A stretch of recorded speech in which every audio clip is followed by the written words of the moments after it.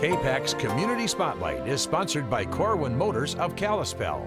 Well, welcome back to another edition of Community Spotlight, everyone. With me today, Joel and Jocelyn. Guys, thanks so much for joining us this morning. Thank you so much for having us. Yes, now you are with Missoula FFA, and we are talking about the fair coming up. I was talking to you a little bit off camera, and Jocelyn, I'll start with you.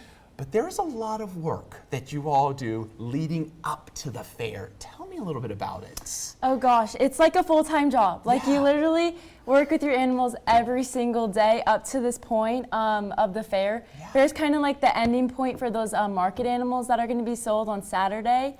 So the 9th of August. Okay. And then the breeding animals, you take them home and you just build up your herd. So that's you still have more work after the fair to be done with those breeding animals. Yeah, so you're working all year for this. Is there any nerves leading up to the fair for you all? Because, I mean, this is like a full-time job, you were saying. Yeah, 100%. So I raise hogs, and when we take them to fair, they're usually in heat. So that's like the most nervousing part, I guess, because you take them and then it's hard for them, like all your work that you've done with that animal, they don't walk as well as they do. And that's like the nervous thing. And then also just like how well you're going to perform with those breeding animals, how they're going to do in the long run, you know? Right, and then Joel, you're saying, I mean, you're also judged on this, correct? So tell me a little bit about that. Yeah, no, it's intense that you work so hard but everyone else there also works just as hard. Right. So it's really nerve-wracking to see how your animal's going to perform, because once you get to fair, there's a lot that can come into account. They can get hot or nervous and stressed out,